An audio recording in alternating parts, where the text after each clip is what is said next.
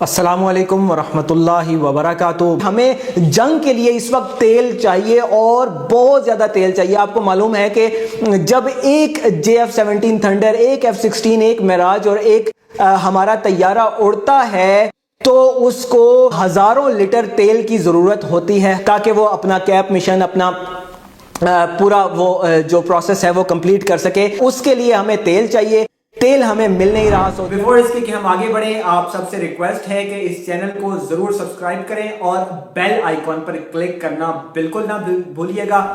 متحدہ عرب امارات سے جو ہمیں 6.2 ارب ڈالر ملنے تھے بیل آؤٹ پیکج، اس میں سے 2 ارب ڈالر تو انہوں نے کیش ہمارے بینکس میں رکھوا دیا تھا، لیکن باقی جو 4.2 ارب ڈالر ہیں وہ ابھی تک نہیں مل سکے، جس میں سے 1 ارب ڈالر کیش تو ملنے کی امید ہے، لیکن وزیر خزانہ صاحب نے، اسد عمر صاحب نے یہ بھی کہہ دیا کہ جو 3.2 ارب ڈالر کا تیل ملنا تھا وہ اب شاید نہ مل سکے۔ ڈیفرڈ پیمنٹس کے اوپر تیل کی بات ہوئی تھی۔ حکومت شدید ترین مشکل میں پھنس چکی ہے، لیکن پنجاب گورنمنٹ نے اپنے اوپر کروڑوں روپے کا صرف تنخواہوں کا ماہانہ بوجھ ڈال لیا ہے، اور اگر اس کے اوپر آپ ہیلتھ الاؤنس بھی ڈال دیں تو یہ اربوں تک بات پہنچ سکتی ہے۔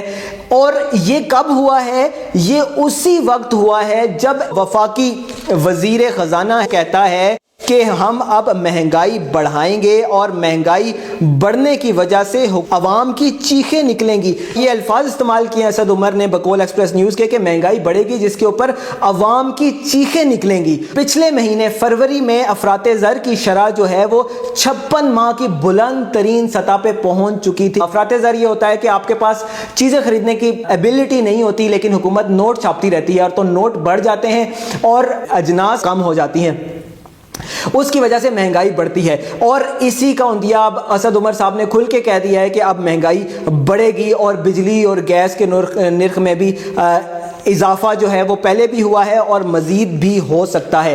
IMF کے ساتھ بات چل رہی تھی، لیکن IMF نے کوئی پازیٹیو رسپانس ابھی تک شو نہیں کیا۔ بقول اسد عمر صاحب کے ان کے ساتھ اختلافات کم ہو رہے ہیں، لیکن ساتھ میں انہوں نے یہ بھی کہہ دیا کہ وہ مزید جو ہے وہ ہم سے ریکوائرمنٹس کر رہے ہیں، یعنی نظر یہ آ رہا ہے کہ IMF سے بھی قرضہ ملنے کے چانسز نہ ہونے کے برابر ہیں۔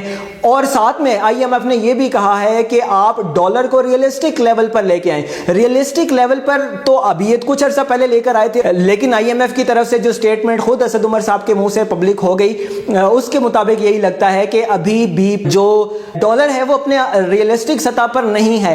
جب ریئلسٹک سطح پر نہیں ہے تو مہنگائی مزید بڑھ سکتی ہے، امپورٹس مزید مہنگی ہو سکتی ہیں، جنگ لڑنے کی ہماری ایبلٹی انتہائی کم ہو چکی ہے فیول نہ ہونے کی وجہ سے۔ جو حکومت فیصلے کر رہی ہے اب اس ڈائریکشن میں ہمیں صورتحال جاتی ہوئی نظر آ رہی ہے، جہاں پہ ملک کے ریسورسز انتہائی کم ہونے لگ جاتے ہیں، ملک کی صورتحال انتہائی دگرگوں ہو جاتی ہے۔ اسی دوران میں دشمن حملہ کرتا ہے۔ مودی کا الیکشن 11 اپریل سے 19 مئی تک یہ الیکشن چلنے ہیں، کسی بھی وقت مودی گورنمنٹ جو ہے وہ پاکستان کے اوپر حملہ کر سکتی ہے، دوبارہ کوئی محاذ کھول سکتی ہے۔